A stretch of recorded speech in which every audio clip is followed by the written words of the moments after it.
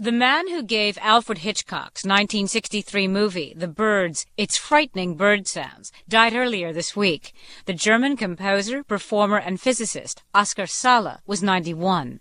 He was a master of an electronic instrument called the Trautonium. It's played by moving the fingers along a wire to change pitch. Another German invented it in 1929, but Sala modified the instrument, renamed it the Mixtur-Trautonium, and played it like no one else.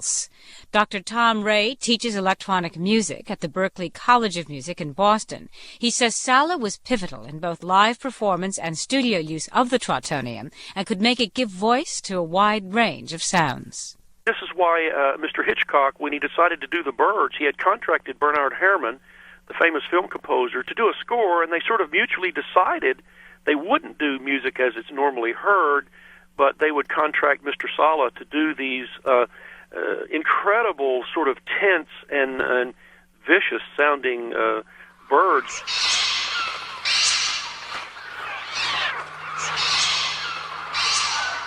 So of course you could have just recorded birds and had that, and Hitchcock realized that's not what he was trying to get. So actually those sounds that you hear that you nominally think are bird sounds are performed on the Mixtur-Trautonium by Oskar Sala. There were actually sonatas and concerti written for this instrument. And unlike the synthesizer, it actually had a corpus of works that were actually written for it. The synthesizer is such a variable device that you don't really know what its characteristics are. You sort of piece it together. The Trautonium is a distinct electronic musical instrument in the orchestral tradition.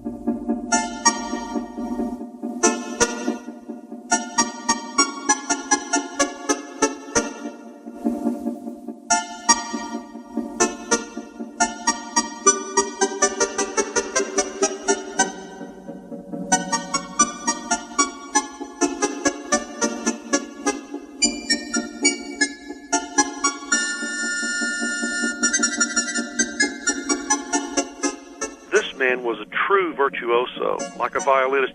He would play things like Paganini caprices on these two wires, these incredible, articulate kinds of things that would be just unthinkable by most people who play synthesizers nowadays. Now that he has passed away, do you think from your students, are people expressing interest in resurrecting this instrument that looks like an electric box with a couple of wires and a sort of a Geiger counter-looking thing on top of it?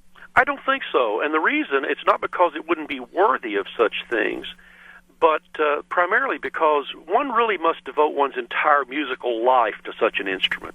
It's sort of like the theremin, the instrument that you play without touching, that you hear in so many horror movies. You really have to work very hard to play these instruments. They are not doubling instruments. Oh, I can just sort of pick that up and play it. Right. And I think the zeitgeist nowadays is to quickly access sounds. Everything is sped up. Media dictates that we make things in a hurry. I've actually had a student who became a theremin player, and there are a few young theremin players around. Pamela Kirsten, for instance, plays the theremin, but I haven't heard of any budding Trautonium players. Mr. Sala really had the sole remaining instrument that was in a viable condition.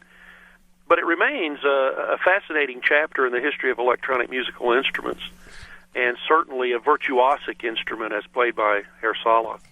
Well, Tom Rhea, thank you very much for speaking with us today. Appreciate it. Bye-bye. Dr. Tom Rhea, remembering the work of German composer and physicist Oskar Sala, who died earlier this week at age 91. Dr. Rhea teaches in the music synthesis department at the Berklee College of Music in Boston.